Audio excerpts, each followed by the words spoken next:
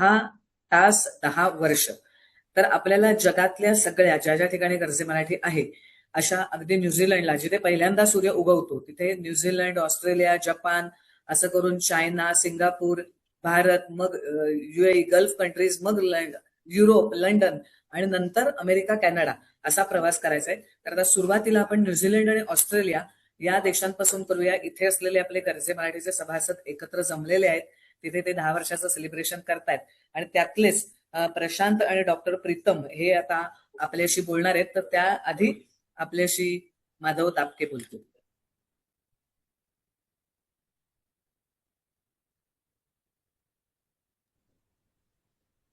नमस्कार. 10 वर्ष 10 तास ही संकल्पना आपण घेऊन हा पूर्ण कार्यक्रम करतोय. आता या कार्यक्रमामध्ये आपण जसा सूर्य उगवतो त्या उगवत्या सूर्याची दिशा घेऊन आपण पूर्वेकडून पश्चिमेकडे चाललो आहोत आणि त्याच्यातलाच पहिला देश जिथे सूर्य पहिल्यांदा उगवतो असा देश म्हणजे न्यूझीलंड. सो ऑकलंडवरून आपल्याबरोबर श्री प्रशांत बेलवलकर जॉईन झालेत. प्रशांतजी प्रथितयश उद्योजक आहेत. 40 वर्ष जवळजवळ ते आज न्यूझीलंडमध्ये कार्यरत आहेत.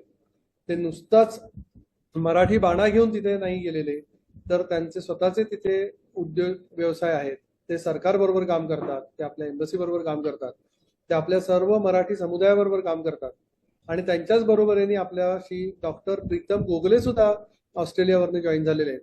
सो आता आपण पुढची काही मिनिटं ही प्रशांत बेलवलकरांकडनं गर्जे मराठीचा आपला प्रवास तिथून कसा सुरू झाला आणि मला इथे नमूद करायला निश्चित आवडेल, गर्जे मराठीची भारत आणि अमेरिकेच्या व्यतिरिक्त पहिली लिगल एंटिटी ही प्रशांत बेलवलकरांनी पुढाकार घेऊन न्यूझीलंड इथे सुरू केली होती. ऑस्ट्रेलियातही आता आपली एक कम्युनिटी सर्व्हिस कंपनी आहे, त्याबद्दलही प्रीतम गोगले सर बोलतीलच. पण प्रशांतजींकडनं आपण पुढची काही मिनिटं न्यूझीलंडचा प्रवास आणि न्यूझीलंडमध्ये काय काय गोष्टी घडतायत ते आपण ऐकून घेणार आहोत. नमस्कार, थँक्यू. ही एक सुंदर ऑपॉर्च्युनिटी आम्हाला मिळालेली आहे आणि 10व्या वर्धापन निमित्त सर्व मान्यवर, संस्थापक सदस्य, स्वयंसेवक, प्रायोजक, मराठी परातील सर्वांना मनपूर्वक माझे नमस्कार. आणि या सर्व मराठी बांधवांना एकत्र आणण्याचं मोठं कार्य गर्जे मराठी करत आहे. त्यामुळे हा एक सुवर्ण योग आहे म्हणायलाच हरकत नाही. आज आपण एका विशेष क्षणाचे साक्षीदार आहोत. 10 वर्षापूर्वी पेरलेल्या एका स्वप्नाचे, एका विचाराचा आणि एका संस्कृतीप्रेमी समुदायाचा हा उत्सव आहे. गर्जे मराठी न्यूझीलंडच्या साठी हा जरी 10वा नसला तर या गर्जे मराठीसाठी 10वा वर्धापन आहे आणि त्यासाठी आपण सर्व अभिमानाने एकत्र आलो आहोत. 10 वर्षापूर्वी एका मराठी कुटुंबाच्या मनात एक विचार जन्माला आला. दूर देशात राहूनही आपण इतर समुदायांप्रमाणे एकत्र येऊन आपल्याकडे असलेली ज्ञानाची गंगा जपली गेली पाहिजे, मराठी माणसाची कर्तृत्वता सगळ्यांकडे पोहोचली पाहिजे हा विचार, आणि या विचारातूनच गर्जे मराठीचा जन्म झाला. गर्जे मराठीचे उद्दिष्ट स्पष्ट होते: मराठी माणसांना एकत्र आणणे, पुढील पिढीला एकत्र आणावे आणि समाजात परस्पर सहकार्याची भावना वाढवणे. मराठी नेटवर्कचे स्वप्न उराशी बाळगून गेल्या दशकात या उद्दिष्टांचा पाठपुरावा करताना आपण अनेक कार्यक्रम, उपक्रम, ज्याला बिझनेस नेटवर्क म्हणता येईल असे अनेक यशस्वीपणे सादर केले. आम्हाला सांगायला आनंद वाटेल की आम्ही बेसिकली न्यूझीलंडमध्ये सर्वप्रथम रजिस्टर केलेली ही जगातली पहिली संस्था होती, अपार्ट फ्रॉम GMG USA त्याच्यामध्ये. आणि या प्रवासाचं सुंदर वर्णन करण्यासाठी एक सुंदर उदाहरण द्यावं असं वाटतं. श्रीवत्सव गानू यांनी पेरलेले बीज एखाद्या आंब्याच्या रोपटासारखे आहे. मी कोकणातलं आहे त्यामुळे मला त्याच्याबद्दल खास सांगावं असं वाटेल की हे एखाद्या आंब्याच्या रोपटासारखे आहे. वडाच्या झाडाप्रमाणे नाही जे विशाल पसरते पण ज्याच्या छायेखाली काही वाढू शकत नाही. आंब्याचे रूप मात्र प्रेमाने जोपावे लागते, त्याला योग्य वेळी कलम करावे लागते, त्यानंतरच तो सर्वांच्या आवडीचा सुवासिक उत्कृष्ट असा हापूस आंबा देतो. आंब्याच्या कलमाला फळ यायला साधारण 10 ते 12 वर्ष लागतात. त्या काळात मुळे जमिनीत खोलवर रुजतात. बाहेरून फारशी वाढ दिसत नसली तरी आतून पायाभरणी मजबूत होत असते. गर्जे मराठीचा प्रवासही असाच राहिलाय. 10 वर्षापूर्वी लावलेले रोप आज बहरण्याच्या उंबरठ्यावर उभे आहे. अनेक स्वयंसेवक, कुटुंबे, कार्यकर्ते आणि हितचिंतकांनी या रोपट्याला आपल्या मेहनतीची, समर्पणाची, प्रेमाची कलमे जोडली आहेत. आता या प्रयत्नांची गोड फळे दिसू लागले. या प्रवासातील एक महत्त्वपूर्ण टप्पा म्हणजे GMG न्यूझीलंडचा चॅप्टर. त्याची स्थापना करताना आम्हाला खूप अभिमान वाटला की आम्ही जगातली रजिस्टर झालेली ही पहिली संस्था आणि ती पण चॅरिटेबल ट्रस्ट म्हणून 100%. गानू यांच्या प्रेरणेने न्यूझीलंडमध्ये एक राष्ट्रीय स्तरावरील मराठी व्यासपीठ उभे करण्याची कल्पना आकाराला आली. न्यूझीलंडमध्ये म्हणतात की कोणत्याही दोन व्यक्तींमध्ये जेमतेम 2 व्यक्तींचं अंतर असतं, 2 डिग्रीज ऑफ सेपरेशन. ही गोष्ट खरोखरच अनुभवायला मिळाली. संपर्कातील अनेक व्यक्ती एकमेकांना ओळखत होत्या आणि या परस्पर विश्वासातून एक सक्षम असा संघ तयार झाला. ऑकलंड, वेलिंग्टन आणि क्राइस्टचर्च या शहरातील प्रतिनिधींचे एकत्र येऊन संपूर्ण न्यूझीलंडसाठी एकच राष्ट्रीय संस्था उभी करण्याचा निर्णय आम्ही घेतला. कोविड-19 सारख्या कठीण काळातही अथक प्रयत्नांमुळे GMG न्यूझीलंडची स्थापना 24 ऑगस्ट 2020 साली औपचारिकरित्या पूर्ण झाली. या संस्थेचं चॅरिटेबल ट्रस्ट म्हणून मान्यता मिळाली आणि मराठी समाजासाठी विश्वासार्ह व शाश्वत असे व्यासपीठ देखील मिळाले.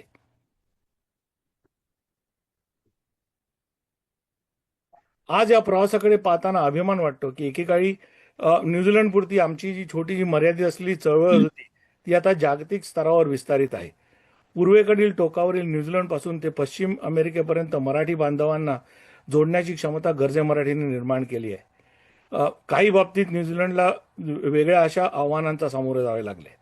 एकूणच संख्याबळ कमी, त्यात 1995 पर्यंत तर हाताच्या बोटावर मोजण्या इतकी मराठी कुटुंब इथे वास्तव्य करत होती. 95 ते 2007 पर्यंत मात्र यात आमूलाग्र बदल झाला आणि बरेच मराठी कुटुंबीय न्यूझीलंडमध्ये स्थायिक झाले. यात ITच्या लोकांची संख्या जास्त होती, पण मग इतर क्षेत्रातील लोकांनीही यायला लागली. आज खूपच विविधतापूर्ण अशा क्षेत्रातील मराठी माणसं इथे वास्तव्य करतात. 2007 ते 2015 पर्यंत इकडे येणारे निर्वासित कमी झाले होते, पण 2015 नंतर मात्र पुन्हा नवीन जोमाने लोक इथे यायला लागले. तोपर्यंत आधीचे निर्वासित चांगलेच स्थिरावले होते आणि वेगवेगळ्या क्षेत्रात आघाडीवर आहेत किंवा स्वतःचा व्यवसाय करतायत किंवा गव्हर्नमेंट सर्व्हिसमध्ये मोठ्या पोस्टवरती आहेत. इन्फ्लुएन्सर्स ज्याला म्हणता येईल असे. नवीन येणाऱ्या पिढीला त्यांचा अनुभव कामी येईलच आणि नवी येणारी पिढी देखील खूपच आउटगोईंग आहे. त्यांच्याकडे नवे विचार, नेटवर्किंगचा योग्य वापर करण्याची क्षमता आहे. आता पुढील दशक आपल्यासाठी नवीन संधी घेऊन आले. आपल्या मराठी भाषा आणि संस्कृतीचे संवर्धन अधिक व्यापक करायचे आहे. तरुणांना नेतृत्वात आणायचं आहे. डिजिटल माध्यमाद्वारे जगभरातील मराठी समुदायाला जोडायचं आहे. नवीन स्थलांतरित कुटुंबांना मार्गदर्शन द्यायचं आहे. तसेच जगभरातील मराठी संस्थांची सहकार्य वाढवत एक जागतिक मराठी नेटवर्क उभं करायचंय, खास करून न्यूझीलंड सारख्या छोट्याशा देशासाठी. तुम्ही म्हणाल की हे सगळं न्यूझीलंडसाठी का करायचंय? तर मित्रो, 10 वर्ष हा केवळ कालावधी नाही, तो आपल्या एका जिद्दीचा, एकतेचा, संस्कृतीचा आणि संस्कृती प्रेमी आणि सामूहिक स्वप्नांचा प्रवास आहे. न्यूझीलंडमधील नेटवर्क वाढवण्यासाठी खूप चांगली संधी आहे.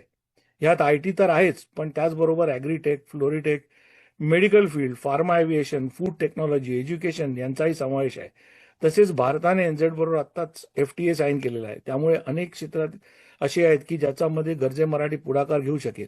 गर्जे मराठी आमचा प्रयत्न आहे की ते should be the single point of contact ते स्थापित करून आमचा लोकांशी संपर्क साधण्याचा प्रयत्न आहे की जिथे येणारे जे मराठी बांधव आहेत किंवा मराठी मुलं आहेत जी शिकण्यासाठी येतात त्यांना एकच ठिकाणी कॉन्टॅक्ट करता यावा आणि ते म्हणजे गर्जे मराठी. ज्यामुळे इथे येणारे नवीन मराठी बांधव, व्यावसायिक आणि निर्यातदार यांना मदत होईल.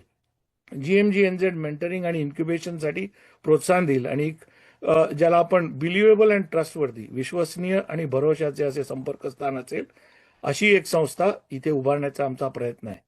आज आपण सर्व संस्थापकांचे, स्वयंसेवकांचे, कार्यकर्त्यांचे आणि कुटुंबांचे मनपूर्वक आभार मानतो ज्यांनी या प्रवासात आम्हाला योगदान दिले आहे.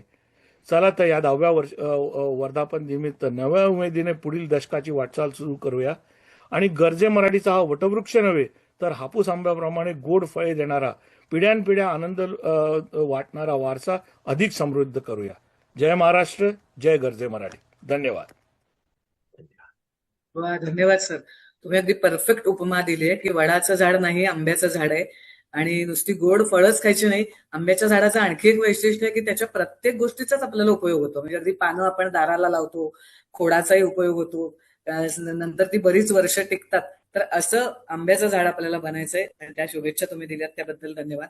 आणि सर, तुमचं नावच प्रशांत आहे आणि तुम्ही प्रशांत महासागराच्या जवळच्या देशात राहताय. शिवाय न्यूझीलंड हा देश अतिशय सुंदर, बेहद सुंदर, खूपसुरत म्हणता येईल असा शांत आणि विकसित देश आहे.